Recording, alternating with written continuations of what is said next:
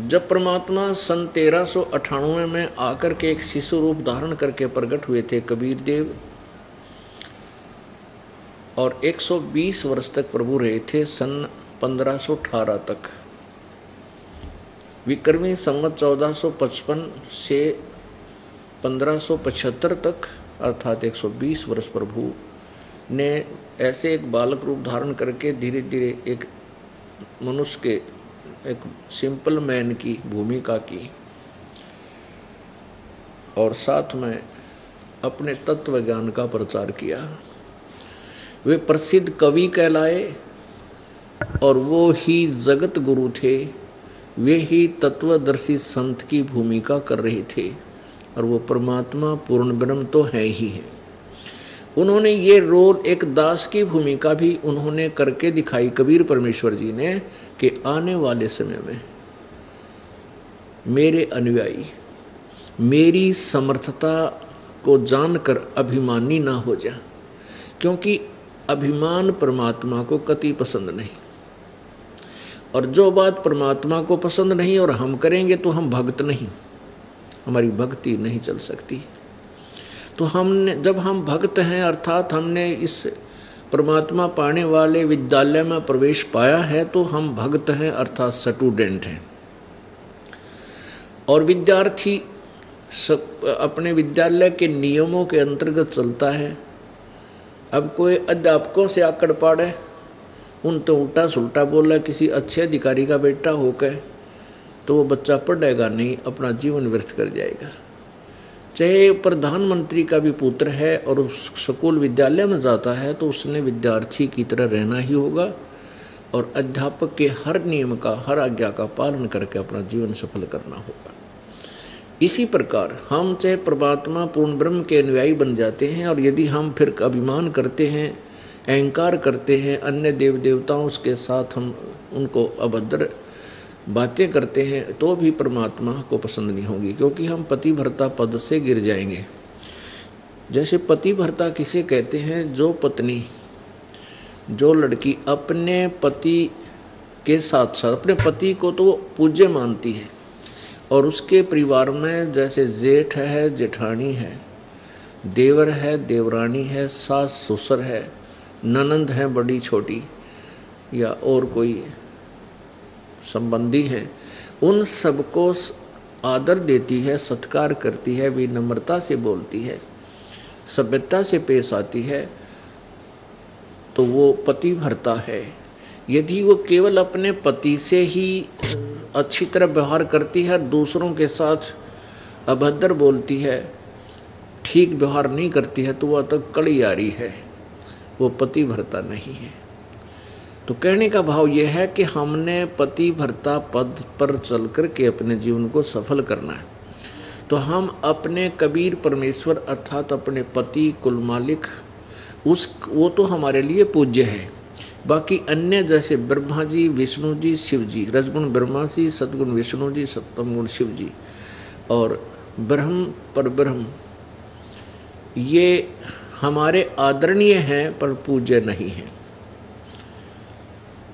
अब संकेत बहुत होता समझदार के लिए। इस प्रकार हमने प्रत्येक, फिर हमारे जो भाई बहन हैं, मनुष्य हैं, यहाँ के जो भी कोई व्यक्ति हैं, वो हमारे लिए आदरणीय हैं, उनसे भी हमने अच्छी तरह एक विनम्रता के साथ रहना है। यदि हम अभिमान करेंगे जरा सा भी किसी प्रकार का, तो प्रभु दूर हो जाएगा, और जब भगवान हमसे दूर हो गया तो फिर हम भगत किसे, फिर हम भगत कैसे हैं? भगत नहीं। तो इस प्रकार परमात्मा ने एक साधारण, एक अच्छे दास की भूमिका भी हमें करके दिखाई, ताकि आने वाले समय में एक परमात्मा होते हुए अपने आप को दास बोलता है, तो हम 2 कौड़ी के जीव अपने आप को साफ बोलना, अपने आप को ये बोलें, तो हमने शर्म आनी चाहिए जो हम परमात्मा के अनुयायी हैं। तो वो इसलिए उन्होंने हमें ये सिखाया है कि तुम विनम्र बनो। विनम्र प्राणी के निकट प्रभु आता है, अभिमानी के निकट कभी नहीं, ना आया ना आवेगा। तो वो अपना जीवन भी और अपनी भक्ति भी नष्ट कर जाएगा जो अभिमान करेगा। इस प्रकार वो परमात्मा स्वयं आते हैं। वो परमात्मा आकर के यथार्थ ज्ञान, तत्व ज्ञान और यथार्थ भक्ति विधि स्वयं ही बताते हैं। क्या बताते हैं कि जैसे पवित्र चारों वेद यजुर्वेद, ऋग्वेद, सामवेद और अथर्ववेद, ये 4 वेद वेल नोन हैं, सुप्रसिद्ध हैं। और 5वां वेद है जो सवसम वेद है, जो परमात्मा की वाणी है, वो उससे कोई परिचित नहीं है। उसको तो एक लाल को कौड़ी समझकर और कूड़ेदान में डाल रखा था। अब वो 5वां जो वेद है उन 4 वेदों और सभी सदग्रंथों की मूल की है, मूल मुख्य चाबी है। उसके अंदर हर प्रकार का ज्ञान है। वो कबीर परमेश्वर उस सच्चिदानंद घन की वाणी है जिसको तत्व ज्ञान कहते हैं। उसमें पूर्ण परमात्मा के पाने की विधि है। जैसे पवित्र वेदों में, पवित्र श्रीमद् भगवत गीता जी में केवल ब्रह्म तक की साधना का ही ज्ञान है, उसमें उसका ओम मंत्र है और यज्ञ करनी होती है, यज्ञ धार्मिक अनुष्ठान, केवल इतना ज्ञान है। धार्मिक अनुष्ठान तो करने ही करने हैं। ये तो चाहे ब्रह्म की साधना करें, चाहे परब्रह्म की करें या पूर्ण ब्रह्म की करें, यज्ञ तो हमने करनी है। 5 यज्ञ होती हैं। एक यज्ञ है धर्म की, दूसरी यज्ञ है ध्यान और तीसरी यज्ञ हवन की, चौथी यज्ञ प्रणाम और 5वीं यज्ञ है ज्ञान की, जो आपको ये यथार्थ ज्ञान दिया जा रहा है। तो इन 5 यज्ञों को, 5 अनुष्ठानों को हमने करना ही करना है। और पूजा किसकी करनी है? जैसे हमने बांग बो दी तो भांग में सिंचाई की जरूरत पड़ती ही पड़ती है।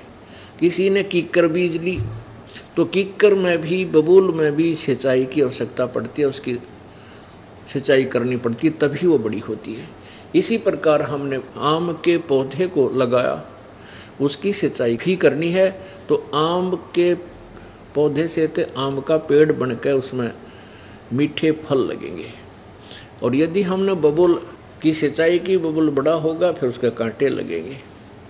ठीक इसी प्रकार हमने जिस भी इष्ट की साधना करनी है, क्योंकि ब्रह्म से इष्ट प्रारंभ होते हैं।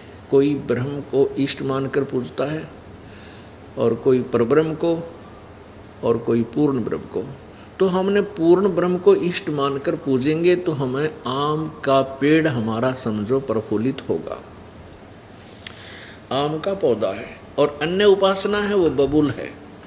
अब जैसे आपने सुबह के सत्संग में सुना कि गीता ज्ञान दाता कहता है 8वें अध्याय के 13वें श्लोक में, ओम इति एक अक्षरम ब्रह्म व्यवहारन माम अनुसमरण, और यह प्रयाति तजंदेहम सयाति परमाम गतिम। मेरा मुझ ब्रह्म का केवल एक ओम अक्षर, यही एक ओम अक्षर है उच्चारण करके सुमरण करने का। और इसका सुमरण, प्राण त्याग कर जब प्राणी जाता है, शरीर छोड़कर जाता है, तो शरीर त्याग कर जाते समय यानी अंतिम श्वास तक इसका स्मरण करता हुआ शरीर छोड़ जाता है, वो परम गति, मेरे वाली परम गति को प्राप्त होता है। फिर उस पूर्ण परमात्मा, परम अक्षर ब्रह्म यानी सच्चिदानंद घन परमात्मा की पूजा के लिए उसने ऑप्शन छोड़ दिया गीता जी अध्याय नंबर 4 के श्लोक 34 में कि उस तत्वदर्शी संत की खोज कर, उस तत्व ज्ञान को तत्वदर्शी संतों के पास जाकर समझ, उनको दंडवत प्रणाम करने से और कपट छोड़कर निष्कपट भाव से प्रार्थना करने से वो तत्वदर्शी संत आपको उस पूर्ण परमात्मा के पाने की विधि बताएंगे। तो उसके लिए 17वें अध्याय के 23वें श्लोक में कहा है गीता जी में कि उस पूर्ण परमात्मा सच्चिदानंद घन परमात्मा की भक्ति का ओम तत्सत ये निर्देश है उसके जाप करने का। अब इसमें ओम शब्द जो है ये ब्रह्म का है, जो गीता जी अध्याय नंबर 8 के श्लोक 13 में स्पष्ट किया इसने कि ये मेरा मंत्र है। और तत् ये परब्रह्म का और सत उस पूर्ण ब्रह्म का। ये तत् सांकेतिक है, तत् सत, ओम तत्सत, ओम तत्सत ये कोई जाप नहीं है। ओम और तत् शब्द ये और मंत्र ये दास बताएगा। उन दोनों के मिल जाने से एक सतनाम बनता है, एक सतनाम बनता है ओम, और दूसरा तत् जो सांकेतिक है। इन दोनों को वे श्वास उस श्वास से सिमरण करना होता है, ये सतनाम बनता है। और तीसरा जो सत शब्द है, सत ओम तत्सत, तो वो तीसरा सारनाम है,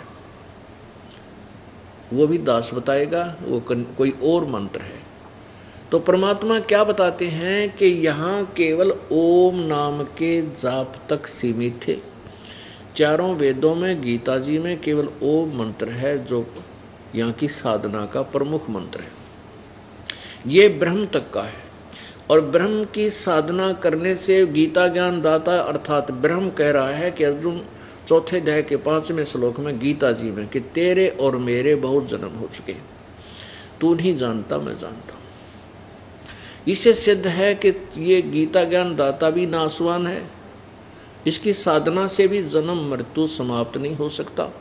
इसलिए गीता ज्ञान दाता ने 15वें अध्याय के 4थे श्लोक में कहा है कि जब तुझे तत्व ज्ञान की प्राप्ति हो जाए, उस तत्व ज्ञान के द्वारा सर्व ज्ञान को समझ कर तो इस अज्ञान रूपी अंधकार को उस तत्व ज्ञान से काट कर उसके पश्चात उस परम पद परमेश्वर की, उस परमेश्वर के परम पद की खोज करनी चाहिए, जहाँ जाने के बाद फिर लौटकर संसार में प्राणी नहीं आते, और जिस परमेश्वर ने सब ब्रह्मांडों की रचना की है।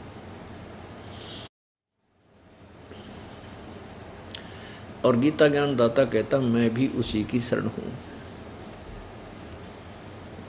तो पुण्यात्माओं,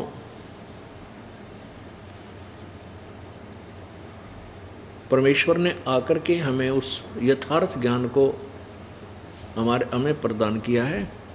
क्या बताते हैं कबीर, परमेश्वर की वाणी के अतिरिक्त आपको किसी संत की, कबीर साहब की वाणी के बाद सन 1398 के बाद और उसके बाद तो चाहे किसी ने चोरी चारी करके वो मंत्र किसी संत से ले लिया हो, कबीर साहब के अंश से, अब बाद में चाहे वो कम में बात बना ले, पर उनको वो अधिकारी भी नहीं उस मंत्र के देने के।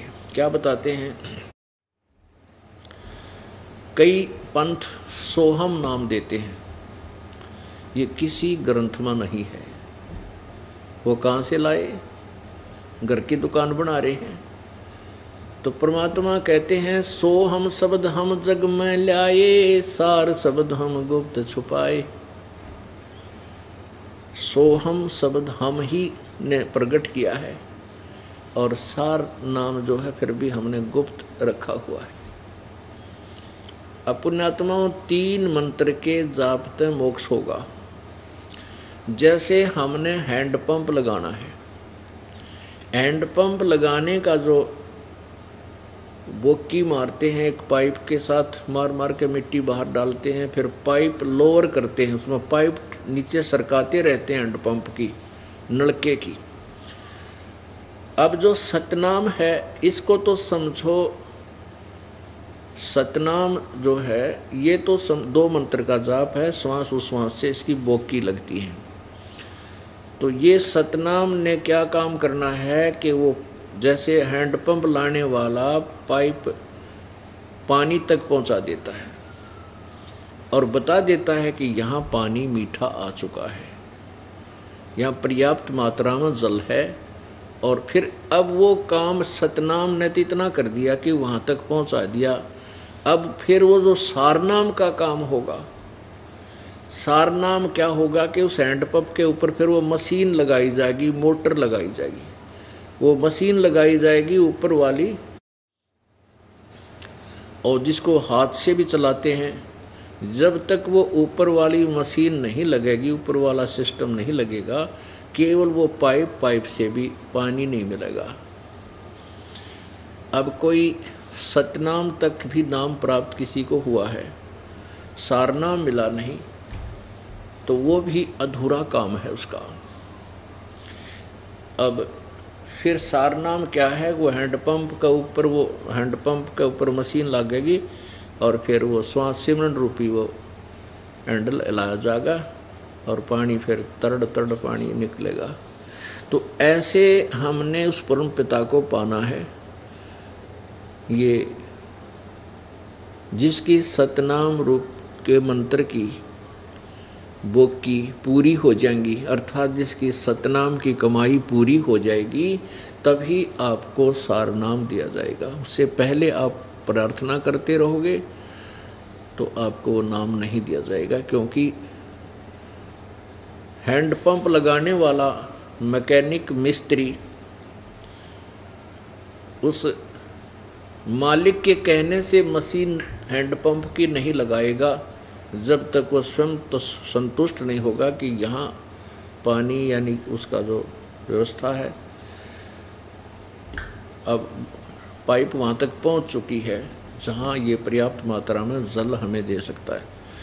तो इसी प्रकार सतनाम के बाद आपको सारनाम दिया जाएगा, और सारनाम आपको उसी समय दिया जाएगा जिस समय आपकी कमाई पूरी हो चुकी होगी, ताकि आपको लाभ मिल सके। तो ये है 3 मंत्र का जाप उस परम पिता परमेश्वर को पाने का, सतलोक जाने का, पूर्ण मोक्ष करवाने का, जिससे फिर कभी जन्म मृत्यु नहीं होगी। उस परम पिता परमेश्वर कबीर देव ने हमें आकर के ये यथार्थ ज्ञान दिया। आज से 600 वर्ष पहले पूरा भगत समाज, मानव समाज अशिक्षित था, और शिक्षा ग्रहण करने का केवल एक वर्ग को ही अधिकार था, जिसको ब्राह्मण कहा करते, क्योंकि ये 4 वर्ण बनाए गए थे, ब्राह्मण, अक्षत्रिय, वैश्य और शूद्र। तो ब्राह्मणों को केवल शिक्षा ग्रहण करने का अधिकार दिया गया था कि वह शिक्षा ग्रहण करें और अन्य को फिर वेद और सदग्रंथों को पढ़कर सुनावें। इसी का यही आधार कलयुग में चलता आ रहा है। और जिन्होंने इन सदग्रंथों को, गीता जी को, वेदों को, पुराणों को उन ब्राह्मणों ने पढ़ा जो संस्कृत जानते थे, उनको ये तत्व ज्ञान नहीं था, तो वो सदग्रंथों को समझ नहीं सके। और परमेश्वर कबीर जी ने जो सच्चाई बताई, आज से 600 वर्ष पहले बताई परमात्मा ने, कि ब्रह्मा विष्णु महेश अजर अमर नहीं है, इनकी जन्म मृत्यु होती है, ये समर्थ शक्ति नहीं है, इनके माता पिता हैं। और आप सभी ब्राह्मण वर्ग यही ढंडोरा पीट रहे हो कि ब्रह्मा विष्णु महेश अजरो अमर हैं, मृत्युंजय, कालज्य, सर्वेश्वर, महेश्वर, सर्व के पूज्य यही हैं, इनके कोई माता पिता नहीं है, सर्व सृष्टि रचनहार हैं। तो ये सिद्धांत तुमने मन गढ़ंत बना रखा है, ये इन भगवानों की शक्ति नहीं है। इसी बात से परमेश्वर कबीर जी के साथ उन नकली गुरुओं का, नकली ऋषि महर्षियों का बहुत विवाद चला। उस समय तो वो नकली संत गुरु सफल हो गए परमात्मा के साथ विरोध करके, जनसाधारण को यथार्थ ज्ञान से दूर रखने में वो सफल हुए, क्योंकि जनसाधारण शिक्षित नहीं था। अब वर्तमान में जनसाधारण शिक्षित हो गया है, और वही सद्गुण जिनको हम यथार्थ ज्ञान युक्त मानते हैं वो हमारे पास विद्यमान है। अब परमेश्वर ने यही कहा था अपनी प्यारी आत्मा धर्मदास जी से कि धर्मदास, मैं तुझे ये ज्ञान सुना रहा हूँ, ये तत्व ज्ञान तुझे बता रहा हूँ, लेकिन अभी इस तत्व ज्ञान को तू लिख ले, परंतु जनसाधारण को भी बताना नहीं तो ये नकली संत, नकली गुरु, नकली महर्षि हमारे इस तत्व ज्ञान की नकल करके रोजी रोटी के लिए जनता को यही ज्ञान बताने लग जाएंगे। और जब पिछली पीढ़ी आवेगी, जो अब वर्तमान में इस समय चल रही है, सन 1947 से समझ लो ये प्रारंभ होगी हमारे हिंदुस्तान में। जैसे हिंदुस्तान आज़ाद हुआ, ये समझ लो यहाँ की पिछली पीढ़ी शुरू होगी। ये सब शिक्षित होने लगे, बहन बेटी बुजुर्ग बूढ़े भी पढ़ा दिए, प्रौढ़ शिक्षा लगा दी गई। तो इस पिछली पीढ़ी तक इस तत्व ज्ञान को प्रकाश में नहीं आने देना था परमेश्वर कबीर जी ने, जबकि ये हमारे सदग्रंथों में विद्यमान है। और जिन सदग्रंथों को हम ऑथेंटिक मानते हैं, जिनको आज भी हम ऑथेंटिक मानते हैं, उन्हीं में विद्यमान है। और जो हमारे गुरुजी थे पवित्र हिंदू समाज के, हिंदू धर्म के, वो नकली, वो कहा, वो अपने सदग्रंथों की आड़ लेकर के कि पुराण में ऐसा लिखा है, उस पुराण में ऐसा लिखा है, वेदों में ऐसा लिखा है, तो वो गुमराह करते थे हमारे को। जैसे आपको बताया था कि अपने वेद तो बताते हैं परमात्मा पाप कर्म काट देता, घोर पाप को भी काट दे, और वो नकली संत ऋषि महर्षि, जैसे महर्षि दानंद का आपने सत्यार प्रकाश में देखा, 7वें समोल्लास में लिखा है कि परमात्मा की उपासना से पाप नष्ट नहीं होते, पाप अक्षमा नहीं होते, और लाभ होता है परमात्मा से मेल और उसका साक्षात्कार हो जाना। तो ऐसे उन्होंने सत्यार प्रकाश के लिए ये लिखा है कि ये वेदों जैसे सदग्रंथों के आधार से इसकी मैंने रचना की है। और नाम तो वेदों का लेकर के उसके ऊपर छाप चला दी वेदों की, और ज्ञान वेद के विरुद्ध भर दिया। अब किसी बोरी के ऊपर लिख रखा खांड बुरा, और अंदर गधे की लीद भर रखी हो, तो उसने खोल कर देखेंगे तभी तो पता चलेगा बुरा है या के सांग से इसमें। तो वेदों की का लेवल ला के कि वेद ज्ञान अनुसार ये सत्यार्थ प्रकाश या अन्य नकली संत जो वर्तमान के निरे हैं, सब ने यही कर रखा है, शास्त्र के विरुद्ध व्याख्या के अपने अनुभव, शास्त्र के विरुद्ध, सदग्रंथों के विरुद्ध जो अपनी अनुभव की बुक लिख दी और लिख दिया, ये वेदों के आधार पर लिखा है।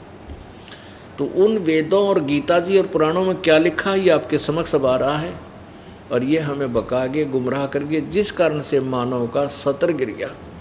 आज से पहले हम छोटे थे, 10-5 वर्ष के, यानी 50 वर्ष पहले, 40 वर्ष पहले की बात है। उसमें कितनी शांति थी, कितना संतोष था, अपराध कितने कम थे, और उससे और पीछे चलें तो और भी अंतर था। लेकिन इन अज्ञानी संतों ऋषियों के कारण मानवता गिरती चली गई। एक माया के अतिरिक्त हमने कुछ भी दिखाई नहीं देता। हमारे पास धन जोड़ने का तरीका चाहे हम किसी तरह अपनाएं तो सब इसी काम पर लग रहे हैं। ना कोई लोक लाज करते हैं, ना उनको कोई शर्म है, ना लिहाज रही, बाण भाई का भी कोई आपस में प्रेम नहीं रहा, केवल माया ही माया दिखाई देती है। तो इसका कारण यही रहा है कि हम इस तत्व ज्ञान से अपरिचित रहे। परमात्मा से मिलने वाली राहत हमें मिली नहीं, क्योंकि हमारी साधना शास्त्र विरुद्ध रही। श्रीमद् भगवत गीता जी अध्याय नंबर 16 के श्लोक 23 में कहा कि जो शास्त्र विधि को त्याग कर मनमाना आचरण अर्थात मनमानी पूजा करते हैं, उनको न तो कोई सुख होता है, न उनको कोई सिद्धि प्राप्त होती है, न उनको कोई गति होती है। और इन 3 वस्तुओं के लिए ही हम परमात्मा की भक्ति करते हैं। तो तीनों ही हमें मिलनी नहीं, तो इसलिए हमारी शास्त्र विरुद्ध साधना यूजलेस है, वो नहीं करनी चाहिए। और हम सब ये दास ने देखा कि सभी पूरा हिंदू समाज शास्त्र विधि को त्याग कर मनमाना आचरण कर रहा है। कोई किसी प्रकार से पूजा करता है, कोई किसी प्रकार से करता है। तो उस अज्ञान को हटाने के लिए परमेश्वर ने ये तत्व ज्ञान हमें दिया। एक समय की बात है, कबीर परमेश्वर जी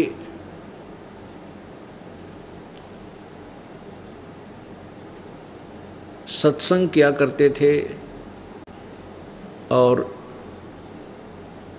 अपने अनुयायियों को बताया करते थे कि जो साधना ये वर्तमान के ऋषि महर्षि गुरु ब्राह्मण लोग आपको बता रहे हैं, ये बिल्कुल गलत है।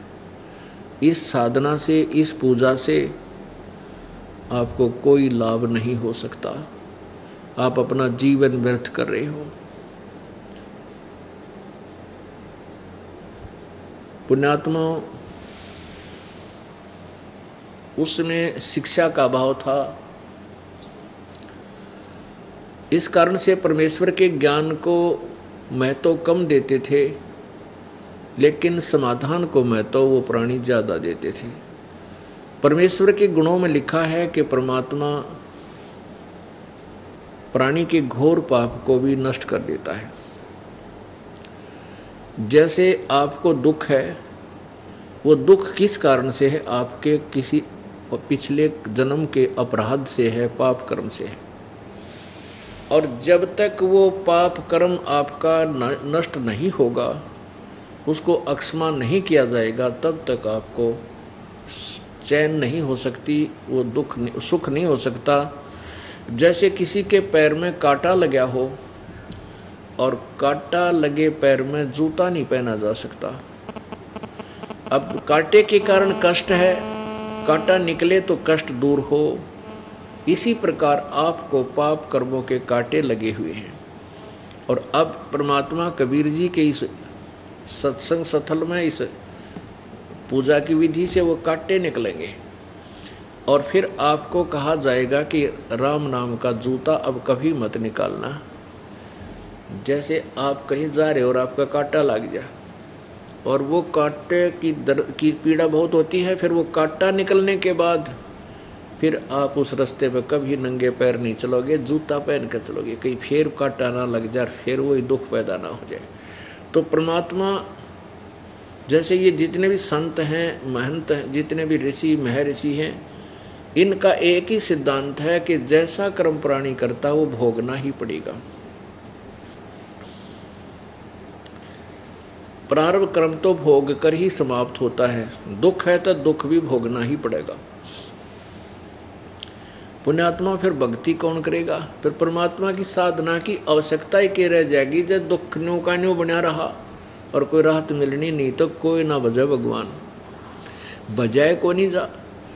जैसे किसी के पैर में कांटा लगा हो और उसके कोई किसी के पास जाता, वो कांटा लगे पैर वाला, और कहे भाई मेरे को बहुत पीड़ा हो रही है, वो ये तो बता दे कि तेरे पैर में कांटा है जिस कारण से तुझे पीड़ा है। कांटा तो निकला नहीं, जूता पहन ले, आगे कांटा नहीं लगेगा भविष्य में। तो कांटा लगे पैर में जूता पहना नहीं जा सकता, वो तो कांटा निकला है। और फिर उसको कहे भी जूता मत निकालिए, तो इस डर से जूता पहनेगा कि भगवान कहीं फिर कांटा ना लग जाए। तो ऐसे ही आप यहाँ दुख में आए हो, आते ही आपके कांटे, क्योंकि हमारा घने कांटे लाग रहे हैं, एक दो जो कांटा तो आपका ऐसा निकाल देगा परमात्मा, आप सोचते रह जाओगे हे भगवान सचमुच परमात्मा आज भी ये सुख देता है। लेकिन हमारा कांटे घने लागे, इन अज्ञानी संतों ऋषियों के आधार से हम साधना करते कर करके अपने कर्म ही बिगाड़ चुके हैं और हमें ईश्वरीय शक्ति का लाभ मिलना कतई बंद हो गया, और इसलिए दुख पर दुख आ रहे हैं। तो हमारा जो कांटा निकलेगा, परमात्मा कबीर जी फिर आपके इस पाप रूपी कर्म के कांटे को काट कर सुख देना शुरू करेंगे। फिर धीरे धीरे आपको पूर्ण लाभ मिलेगा। अब परमात्मा कबीर जी चाहते तो 1 सेकंड में आपको सबको स्वस्थ कर सकते हैं, और पहले प्रभु ने करके देखा था जब 600 साल पहले आए थे। एक समय उस समय जो परमात्मा कबीर जी सन 1398 से सन 1518 तक 120 वर्ष रहे, उस समय न जाने कितने दुखी प्राणी मालिक के पास आए, आशीर्वाद मात्र स्वस्थ हो गए, उनको सुख हो गया, उनके ऊपर आपत्तियां समाप्त होगी, उनके जो काम अटके हुए थे वो ठीक होने लगे, रोग भी दूर हो गए। तो उस समय परमात्मा ने करके देखा इस एक्सपेरिमेंट को। एक बार कबीर जी की महिमा सुनकर और 15-20 की संख्या में कोढ़ी पहुंच गए कबीर जी के पास। तो परमेश्वर ने से प्रार्थना की, प्रभु हम बहुत दुखी हैं। परमात्मा बोले भाई नाम भक्ति करो, जब बात बनेगी। कहाँ जी जो आप कहोगे कर लेंगे। अब परमात्मा ने प्रथम मंत्र दिया, उनका कोढ़ ठीक हो गया आशीर्वाद से, और कहा भाई तुम आया करियो सत्संग, 1 महीने में 1 बार तो ज़रूर मेरे पास आना बेटा। अब वो स्वस्थ हो गए, फिर क्या क्यों आम थे, नहीं आए। जाते रहे, स्वस्थ हो गए, फिर तो बकवाद भाव प्राणी को। तो परमात्मा कहते हैं कि सुख तो मैं एक बार दे दूंगा, पर यू काल तो मैं फिर ले जाएगा अपने पाले में, अपने अखाड़े में। तो इसलिए थोड़ा बहुत कष्ट भी आपको बना रहे अब इस, क्योंकि अब ये ऑपरेशन प्रारंभ हो गया आपके जन्म मरण के रोग काटन का, यानी पूर्ण मोक्ष प्राप्त करने के लिए आप यहाँ आए हो।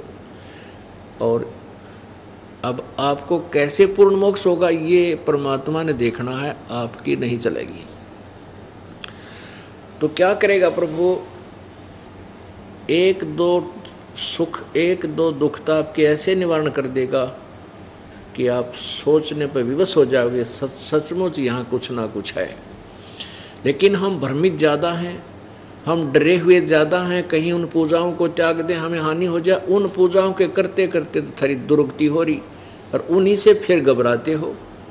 उनको कति त्यागना होगा, पूर्ण रूप से छोड़ना होगा। क्यों? जैसे हम किसी टीचर दूसरे डॉक्टर के पास जाते हैं, तो उस डॉक्टर के पास जाओगे तो उसी की टेबलेट्स, उसी का ट्रीटमेंट चलेगा, अन्य टेबलेट नहीं खानी, वो त्याग देनी पड़ेंगी। चाहे आपके पास बैलेंस पड़ी हो, उनको फेंक देना चाहिए। कोई ये कहे कि आपका भी नाम ले लेंगे हम, वो देवी देवता और वो माता धोके जावांगे, वो श्राद्ध भी निकाल लेंगे, नहीं। श्राद्ध आदि निकालना पवित्र गीता जी के अध्याय नंबर 9 के श्लोक 25 में मना किया है कि जो भूत पूजेंगे भूत बनेंगे, श्राद्ध काटेंगे, पितर पूजेंगे वो पितर बनेंगे, देवताओं की पूजा करेंगे वो देवताओं के पास जाएंगे, और मेरी पूजा करने वाला मुझे प्राप्त होगा। तो हम क्यों करें ऐसी शास्त्र विरुद्ध साधना? तो इस प्रकार आपने वो सब त्यागनी होगी। तो जैसे आपको एक दो सुख ऐसा मिलेगा कि आप बहुत ही महसूस करोगे कि सचमुच बहुत दया होगी, और फिर आपको विधि बताई जाएगी कि अपने पैरों पर खड़े हो। अब ये सुख ये दुख दूर तो हो जाएंगे, पर आगे कष्ट आपके ऊपर कितने भयंकर होंगे अगले जन्मों में, वो आपको याद नहीं, प्रभु को पता है। तो इसलिए परमेश्वर अपने हिसाब से आपके दुखों का निवारण करेगा। आपको मैं बार बार कहता है ये दास के हमारा नाम लेने से पहले पूरा ज्ञान समझो। हमारे परमेश्वर कबीर जी का उद्देश्य है आपको काल के जाल से निकालना, और आप भी इसी उद्देश्य से यहाँ आते हो। तो आप हमारे अनुयायी हो, और केवल आप धन प्राप्ति करने, पुत्र प्राप्ति करने या कोई और छोटे मोटे कष्ट निवारण करने तक सीमित है आपकी बुद्धि, तो फिर आप यहाँ के अनुयायी नहीं हो। ठीक है, जैसा करोगे वैसा फल आपको परमात्मा अवश्य देगा। जब हमने जन्म और मृत्यु का रोग कटवाना है, ये परमात्मा का ऑपरेशन थिएटर है, परमात्मा का हॉस्पिटल है।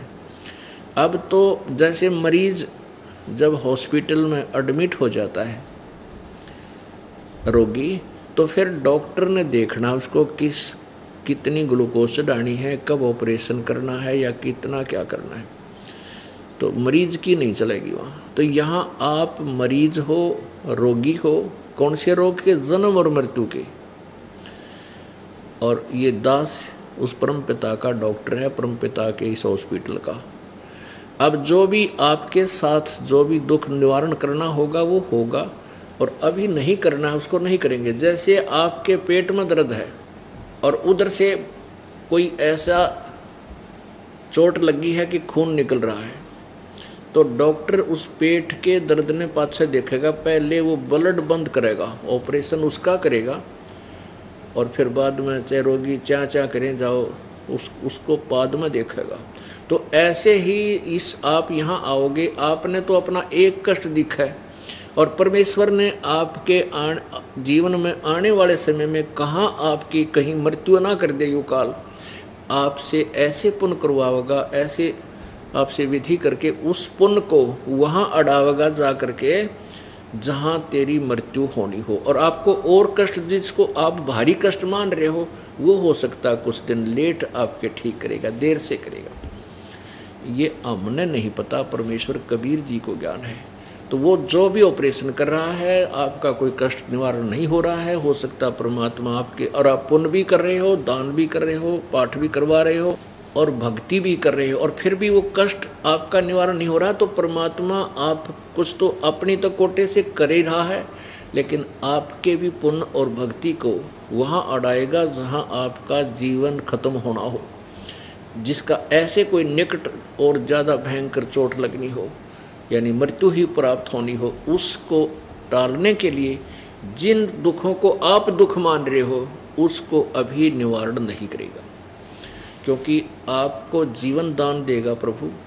जीवन, अगर आपका जीवन ही इतना है रह गया और आपने भक्ति ठीक से की नहीं, नाम नूम तोड़ दिया, तो आपको आपकी मृत्यु हो जाएगी। फिर क्या मिला? कुछ भी ना मिला। तो इसलिए परमात्मा जो करेगा वो सही करेगा। अब क्या बताते हैं? सुख के माथे सिला पड़ो, जो नाम हृदय से जावे, बलिहारी उस दुख के जो पल पल नाम रटावे। परमेश्वर हमें संकेत करते हैं कि ऐसे विचार बनाओ कि परमात्मा ऐसा सुख भी ना दिए जिसका आपकी याद भूल जा, आपकी शरण छूट जा। इसे सुख के आग लगे, पत्थर पड़ो इसे सुख के माथे पे, और वो दुख बलिहारी उस दुख के जो पल पल नाम रटावे, ऐसा दुख भी दे कर रखियो ताकि तेरी याद बनी रहे। तो पुण्यात्मा, हम परमेश्वर के चरणों में आए हैं, और ये परमात्मा वो है, कबीर परमेश्वर वो परमात्मा है, इसके शब्दकोश में असंभव शब्द नहीं है।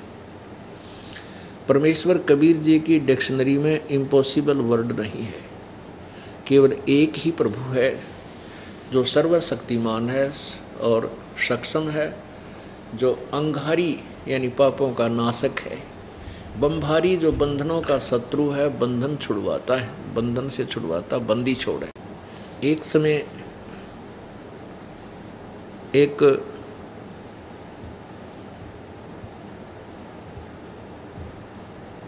सर्वानंद नाम के एक बहुत बड़े विद्वान ब्राह्मण माने जाते थे, महर्षि कहलाते थे, महर्षि सर्वानंद। और वो इतने, सर्वानंद जी ने अब वेदों को, गीता जी को, पुराणों को घोट रखा था, उसका इतना अध्ययन कर रखा था कि वो अन्य जो ब्राह्मणों के साथ, ऋषियों के साथ शास्त्रार्थ करते थे तो उनको पृष्ठ नंबर याद थे, वो तुरंत बता देता था। और एक बैल के ऊपर, बैल की कमर पे एक बड़ा सा थैला, जैसे गधे का थैला होता है, गधे के ऊपर रखते हैं, ऐसा एक थैला बनवा रखा था दोनों तरफ। उसमें सारे सदग्रंथों, वेदों को, गीता जी को, 18 पुराणों को और सबको साथ रखता था, महाभारत को। जहाँ भी शास्त्रार्थ होता था, कोई कहता था ऐसा नहीं है, तो तुरंत निकाल कर दिखा देता था। और वो इसी आधार से उसने सभी ब्राह्मणों को पराजित कर दिया था, और बड़ा बोलबाला था उसका। उस सर्वानंद की माता जी का नाम शारदा रानी था। वो पंडितानी थी, शारदा पंडितानी, यानी जाति से पंडितानी। उसको बहुत भयंकर पीड़ा थी, ऐसी परेशानी थी, ऐसा दुख था उसके शरीर में कि न खाया पिया जा रहा था, सारे शरीर में पीड़ा रहती थी। वैद्यों से इलाज करवा लिया, कोई लाभ नहीं हुआ, और अन्य गुरुओं से, संतों से, ब्राह्मणों से भी जंतर मंतर करवा लिए, कोई लाभ नहीं हुआ। सभी ऋषियों ने, गुरुओं ने पहले तो बताया कि आप ऐसे मंत्र कीजिए, ऐसे जाप कीजिए, इतना दान कीजिए, सब कुछ किया, फिर भी लाभ नहीं हुआ। तो अंत में उन्होंने यही कह दिया कि ये शारदा जी, ये जो दुख है तेरा, तेरे प्रारब्ध में लिखा है, और प्रारब्ध में लिखे हुए जो पाप कर्म दंड है वो भोगने से ही पूरा होगा, भोगना ही पड़ेगा, इसका कोई विकल्प नहीं है। अब शारदा रानी बहुत वीक हो गई थी, कमज़ोर हो गई थी, और पीड़ा से व्याकुल थी, रोती रहती थी और अपनी मृत्यु का इंतजार कर रही थी कि कब मृत्यु हो और इस दुख से पीछा छूटे, यो पाप मेरा समाप्त हो। परमेश्वर कबीर जी का एक ब्राह्मण शिष्य था। आज से 600 वर्ष पहले, 550 पौने 600 वर्ष पूर्व ये छुआछूत चरम सीमा पर थी। एक ब्राह्मण बहुत ही दुखी था। उसके 2 पुत्र 2 पुत्रियां थी, पत्नी थी, सभी को तकलीफ थी। सभी किसी न किसी बीमारी से ग्रस्त थे, कोई मानसिक परेशानी थी, किसी को और कई प्रकार के दुख थे। उनके ट्रीटमेंट इलाज में वो कति निर्धन हो गया था। रिश्तेदार ब्राह्मणों ने भी उससे मुख मोड़ लिया था कि ये तो पैसे मांगने आता है। तो इस प्रकार से वो अति दुखी था। एक दिन उसको पता चला कि यहाँ एक जुलाहा जाति में कबीर नाम का एक भक्त संत है, क्योंकि परमेश्वर को हम भगत मान्या करते, जैसा भी किसी ने सुनाया। तो उससे पता चला कि वो उनके आशीर्वाद से दुख भी दूर हो जाते हैं और वित्तीय हालत भी ठीक हो जाती है। अब मरता क्या नहीं करता, एक तरफ तो ब्राह्मण, फिर उसने सारे परिवार के ऊपर कहर टूटा देखा भाई, फिर उसने लोक लाज त्याग दी और कबीर परमेश्वर के चरणों में जाके समर्पण किया। सारी दुख बताया कि प्रभु मैं ब्राह्मण जाति से हूँ, लेकिन आज मैं आपका दास बनकर आया हूँ। मैं महादुखी प्राणी हूँ। अब आप अंतिम स्थान हो मेरे। यदि आपसे मुझे राहत नहीं मिली तो मैं पूरे परिवार समेत विष खाकर मरूंगा और कोई विकल्प मेरे पास नहीं रहा। तो परमेश्वर ने कहा, परमात्मा कहते हैं, इस देही को देवा लोचे तू नर क्यों उकलाता है। इस मनुष्य शरीर को तो देवता लोग भी तड़फ रहे हैं, लोच रहे हैं, और तू क्यों उकला गया इस मनुष्य शरीर से, तू क्यों छिक लिया, क्यों इसे जो है दुखी हो गया। इस देही को तो देवता लोग भी वहाँ, क्योंकि यहाँ जैसी जिसने साधना की और फिर जब वो साधना पूरी होकर के जहाँ उसको पद पोस्ट मिल जाता स्वर्ग में, वहाँ रोता है जाके। उसको वहाँ जाकर पता होता है कि मैंने तो देव पद प्राप्त कर लिया और ये देव पद मेरा एंड होगा, समाप्त होगा, या पूंजी खत्म होगी, फिर 83 लाख योनि में जाना पड़ेगा। वहाँ जाकर इनको पता चलता है कि वेदों और गीता में लिखा है कोई तत्वदर्शी संत की खोज करनी चाहिए, उससे ज्ञान प्राप्त करके पूर्ण मोक्ष प्राप्त करना चाहिए था।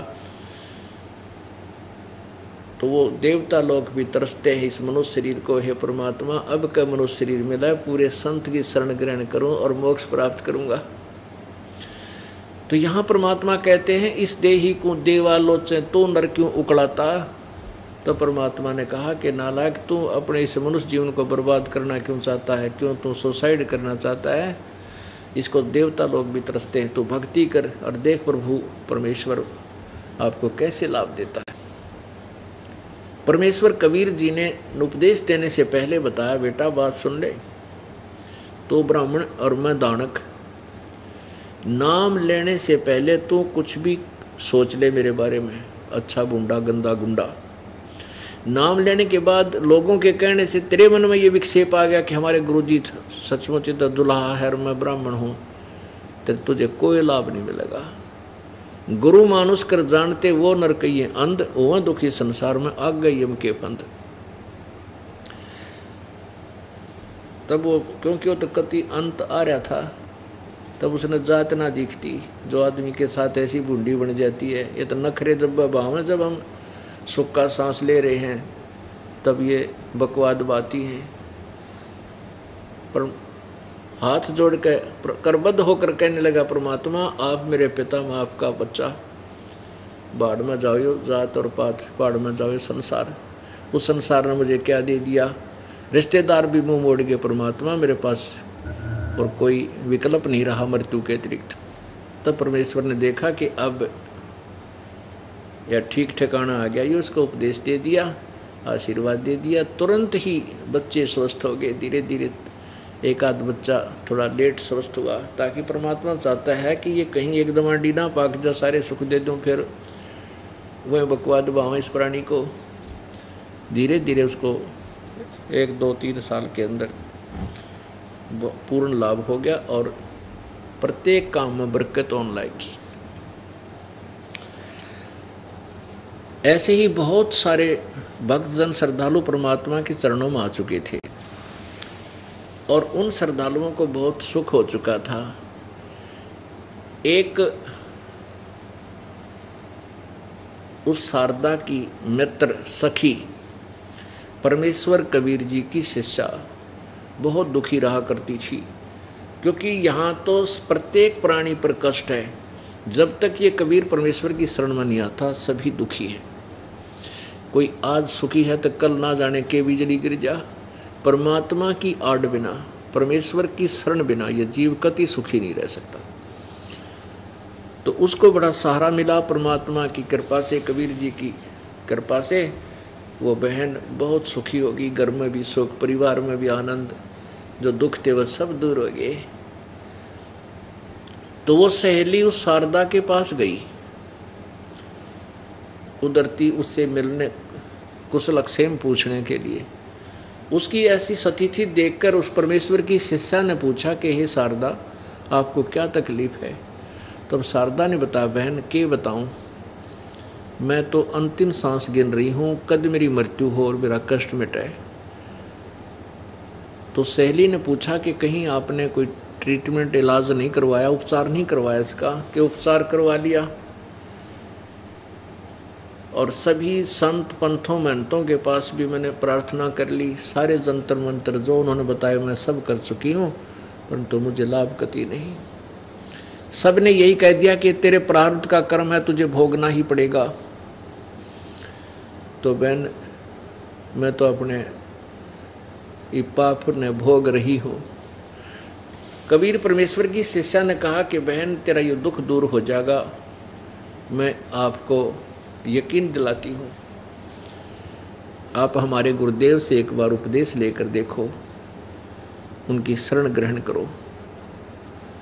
शारदा बोली, बहन मैं इन संतों से के पास सब जा चुकी हूँ, अब कौन ऐसा संत रह रहा है?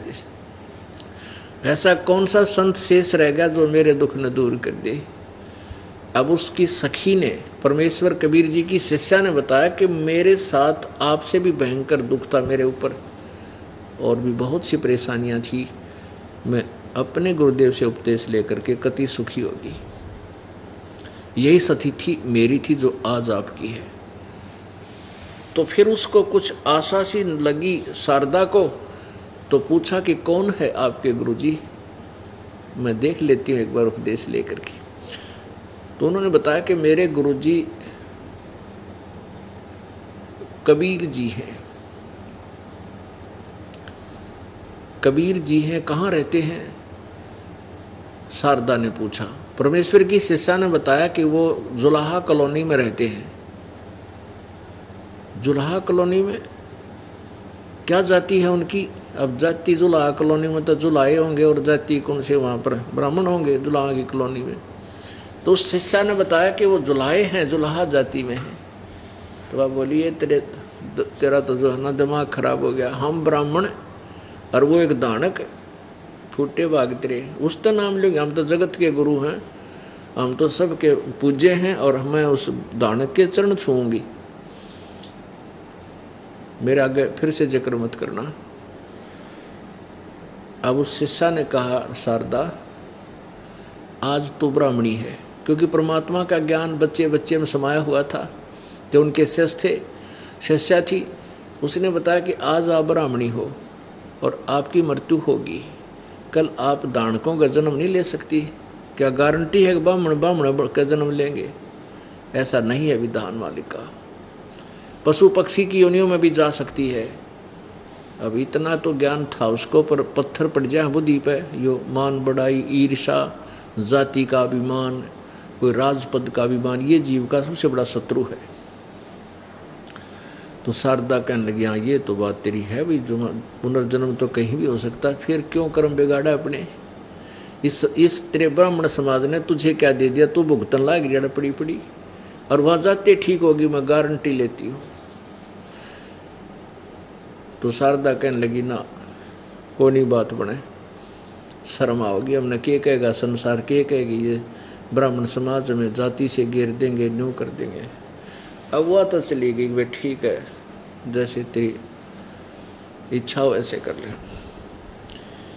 कुछ दिनों के बाद वही ब्राह्मण जो कबीर परमेश्वर जी का शिष्य हुआ था और सर्व दुखों से उसका छुटकारा हो गया और 2 पैसे घर पर भी हो गए, वो भी उनका नाती पड़े था, शारदा का दूर का नाती था। और शारदा उसके दुख से परिचित थी कि वो बहुत दुखी है, इतना उसको ज्ञान था, लेकिन वो सुखी हो चुका था ये पता नहीं था। तो परमात्मा कबीर जी कहते 100 छल छिद्र मैं करूं अपने जन के काज। वह प्यारी आत्मा थी शारदा जी, वो ब्राह्मणी कबीर परमेश्वर की किसी पहले वाले जन्मों में परमेश्वर की शरण में रही थी। अब काल ने तो हमें न्याय दुखी कर रखा है, भ्रमित कर रखा है।